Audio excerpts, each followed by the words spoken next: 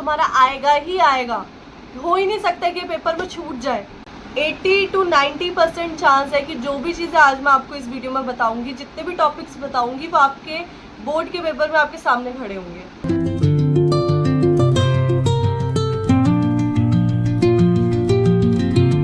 Hi guys, welcome back to my YouTube channel Cheena. कैसे हैं आप सब? आई होप आप सब अच्छे होंगे।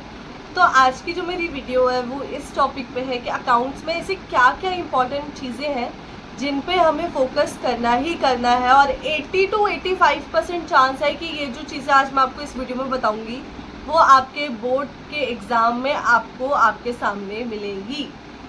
ऐसे कौन कौन से टॉपिक्स हैं अकाउंट्स के जो 80 to 90% चांसेस है कि बोर्ड्स में आए।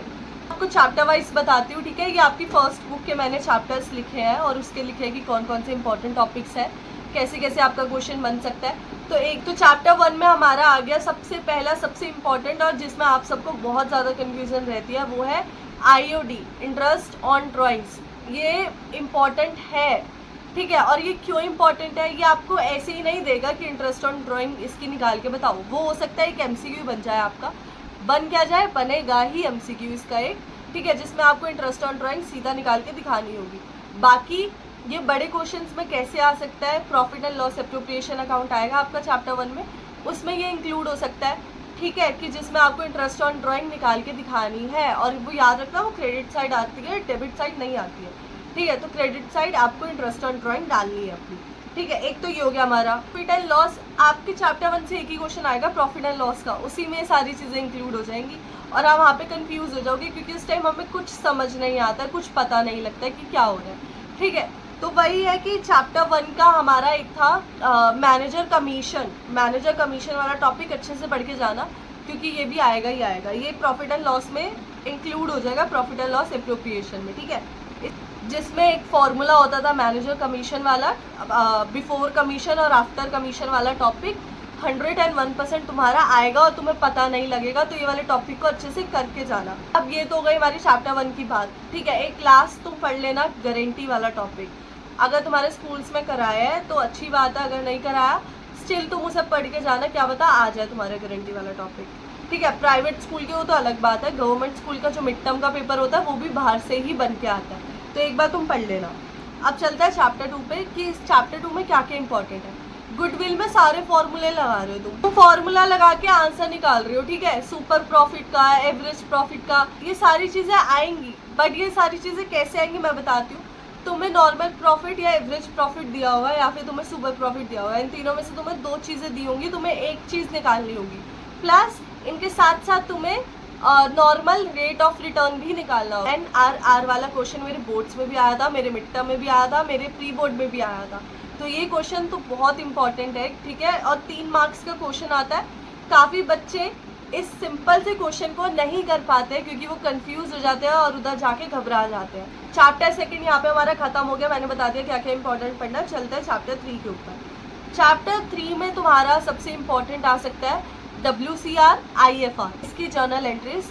अब वो तुम्हें कैसे याद करनी है वो तुम देखो, बट ये इंपॉर्टेंट है। इन दोनों में से किसी एक की जर्नल एंट्री आएगी ही आएगी, वो भी 3 मार्क्स की आएगी, ठीक है।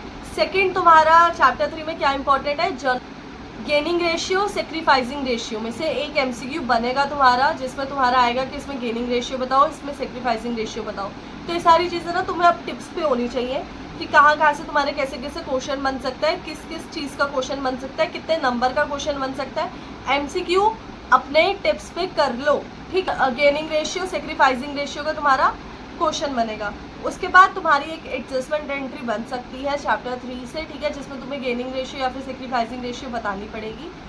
बस यही बनेगा तुम्हारा। और हाँ, चैप्टर 1 की एक चीज़ मैं तुम्हें बताना भूल गई, वो ये था एडजस्टमेंट टेबल तुम्हारा बनेगा। उसमें एडजस्टमेंट टेबल प्रॉपर बनेगा और वो आता है 3-4 नंबर का आता है। पर एडजस्टमेंट टेबल बनता है हमारा, ठीक है, जिसमें हमें ये पता लगाना होता है कि डेबिट कौन होगा और क्रेडिट कौन होगा, फिर एडजस्टमेंट टेबल बना के उसकी एक एंट्री लिखनी होती है।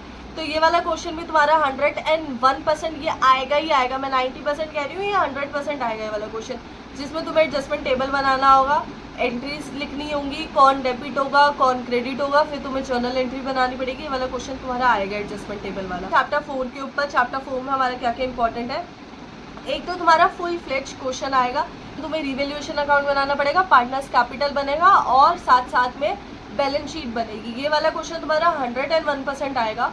और इसमें तुम्हारा किस टाइप का क्वेश्चन आ सकता है, जिसमें कि तुम्हें एक बैलेंस बताया होगा कि इतना बैलेंस जो है 5 लाख ए के अकाउंट में मेंटेन करना है, 8 लाख बी के अकाउंट में मेंटेन करना है, कितना कैश डेबिट हो रहा है, कितना कैश जा रहा है, ये तुम्हें बनाना पड़ेगा। पार्टनर्स कैपिटल में बनता है। ट्यूशन बहुत मुश्किल लगता है बच्चों को, बट ट्रस्ट मी, जब तुम बोर्ड्स देने जाओगे वो तुम्हारे लिए बहुत इजी चैप्टर बन गया होगा। वो कुछ भी मुश्किल नहीं है, बस उसको समझने की देर है।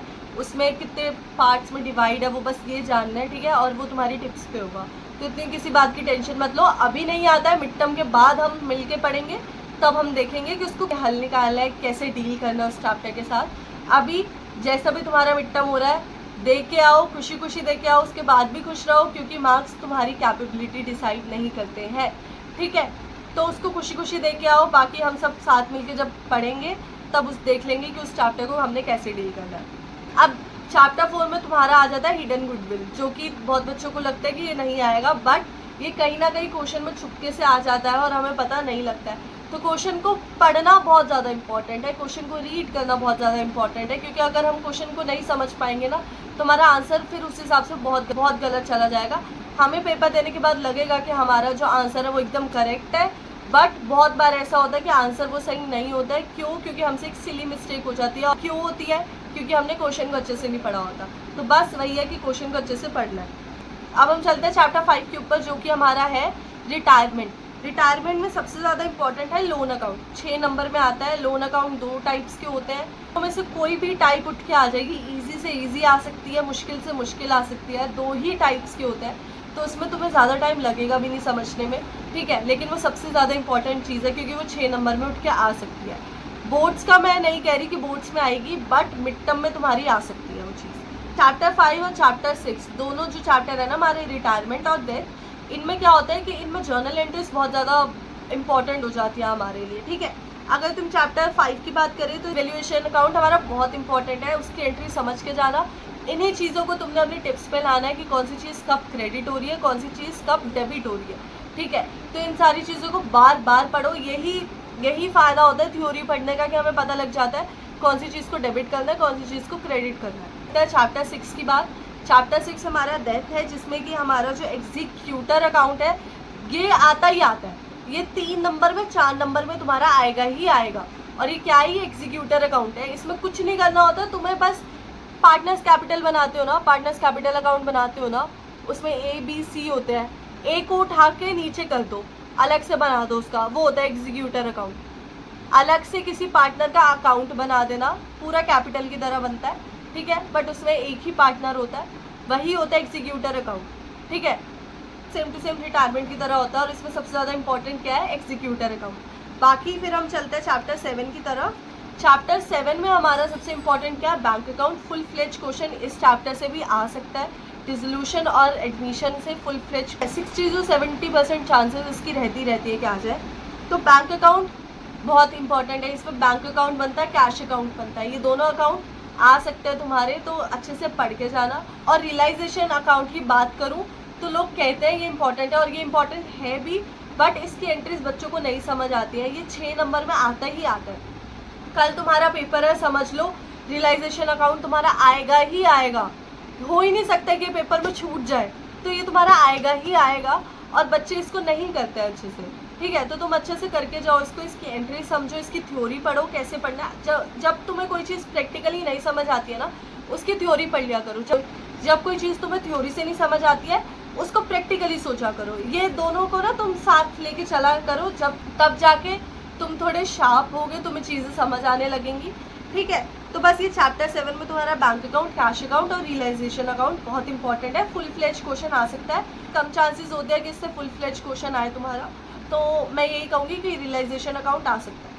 अब मैं बता दूँ 6 नंबर में तुम्हारी 2 चीज़ें आएंगी। एक तो एडमिशन के चैप्टर से तुम्हारा आ जाएगा फुल फ्लेज क्वेश्चन, जिसमें रिवैल्यूएशन अकाउंट बनाना होगा, बैलेंस शीट बनानी होगी और पार्टनर्स कैपिटल अकाउंट बनाना होगा, ठीक है। और दूसरी तुम्हारी चीज़ आएगी कल 6 नंबर में रियलाइजेशन अकाउंट, जिसमें तुम्हें रियलाइजेशन अकाउंट बनाना होगा। 3 नंबर में तुम्हारा रिवैल्यूएशन अकाउंट आएगा, 3 नंबर में तुम्हारा एडजस्टमेंट टेबल आएगा, ठीक है। तो ये चीज़ें अच्छे से करके जाना। मैंने बुक 1 की सारी इंपॉर्टेंट चीज़ें बता दी है, जो तुम्हें सबसे ज़्यादा नीड है पढ़ने की, वो पढ़ के जाओ। मैं बता रही हूँ इन सब की 80 to 85% चांसेस है कि ये चीज़ें आएंगी ही आएंगी एग्ज़ाम में। ठीक है, बस आज की वीडियो मेरी इतनी थी। मैं सोच रही हूँ कि मैं रोज़ वीडियो डालूँ ताकि तुम्हारे भी मिड टर्म सर पे है और तुम्हारे पास भी टाइम नहीं है, तो मैं ट्राई कर रही हूँ टाइम निकालने का, इसलिए ये वीडियो एक दिन छोड़ के आएगी। तो फिर मिलते हैं अपनी नेक्स्ट वीडियो में, तब तक के लिए बाय। और 1000 सब्सक्राइबर्स होने वाले हैं मेरे, फटाफट जाके करा देना। मेरे को कमेंट करके बताना कि मेरी वीडियो तुम्हें कैसी लगी, ठीक है। और तुम्हें किस किस चीज़ की कब कब नीड है, मेरे को ये सब बता देना। मेरे इंस्टाग्राम पे मैं एक न्यू आईडी बनाऊंगी जहाँ पे हम सब मिलके पढ़ेंगे, ठीक है। तो डिस्क्रिप्शन में लिंक दे दूँगी या फिर उसकी पोस्ट डाल दूँगी। फिर वहीं पे आपके सारे डाउट सॉल्व करेंगे, वहीं पे सारी बातें करेंगे, ठीक है। तो फिर मिलते हैं अपनी नेक्स्ट वीडियो में, तब तक के लिए बाय।